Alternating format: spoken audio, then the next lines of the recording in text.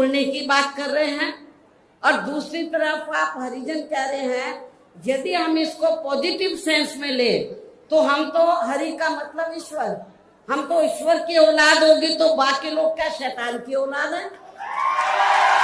ये मैंने 1977 और आज भी बहन जी पूरे हरियाणा प्रदेश के अंदर घूम घूम करके जनता को संबोधित कर रही है।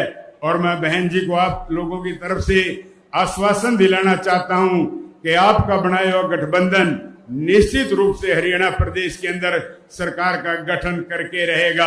आपका आशीर्वाद निरंतर यदि बना रहा तो आपके आशीर्वाद से अभय सिंह चौटाला जी हरियाणा प्रदेश के मुख्यमंत्री बनेंगे और एक चमार जाति का व्यक्ति हरियाणा प्रदेश के अंदर उप मुख्यमंत्री का स्थान ग्रहण करेगा। तो दोस्तों मेरी आप सबसे यही प्रार्थना है कि बहन जी के बनाए इस गठबंधन को तेज गति से चलाने का काम करें। 36 बरादरी के लोग इस गठबंधन के साथ दोस्त जुड़ते जा रहे हैं और मैं फिर से बहन जी का यहाँ पहुंचने पे स्वागत करता हूँ, आभार व्यक्त करता हूँ कि आप लोगों ने एक कमेरे वर्ग का और एक कमेरे वर्ग के कमाने वालों का, हरिजन का और कृषि खेती करने वाले का और मेहनत करने वाले लोगों का एक ऐसा गठबंधन बनाया है जो सबके ऊपर भारी पड़ रहा है और वह निश्चित रूप से हरियाणा प्रदेश के अंदर विजय की पताका फहराने का काम करेगा।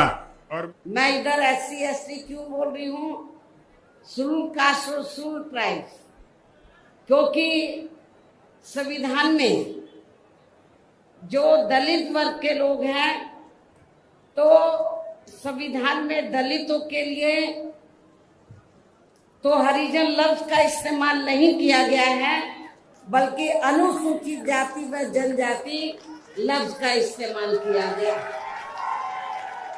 मैं चाहूंगी इन लोगों के जो पूर्व स्टेट अध्यक्ष हैं तो मेरे ख्याल वो भारतीय संविधान को जरूर स्टडी करें, पढ़ें और ये देखें कि अनुसूचित दलितों के लिए क्या लफ्ज इस्तेमाल किया गया है। तो मुझे क्या लगता है ये बाबा साहब के बारे में इनको जानकारी है, लेकिन ये भी जानकारी लेनी चाहिए कि SC/ST के लिए क्या लफ्ज इस्तेमाल किया गया है। क्योंकि मुझे याद है सन 1977 में जब मैं वकालत की पढ़ाई कर रही थी, LLB फर्स्ट ईयर की स्टूडेंट थी, दिल्ली यूनिवर्सिटी से पढ़ रही थी। 1977 में जनता पार्टी की सरकार बनी और इन्होंने वोट क्या कह के लिया था कि हम स्वर्गीय श्री बाबू जगजीवन राम जी को देश का प्रधानमंत्री बनाएंगे, जिसको कांग्रेस ने नहीं बनाया। कांग्रेस ने भी नहीं बनाया जिनको, और जनता पार्टी ने भी नहीं बनाया 77 में। तो दलित वर्ग के लोग, अनुसूचित जाति जनजाति वर्ग के लोग पूरे देश में बहुत नाराज थे, खफा थे।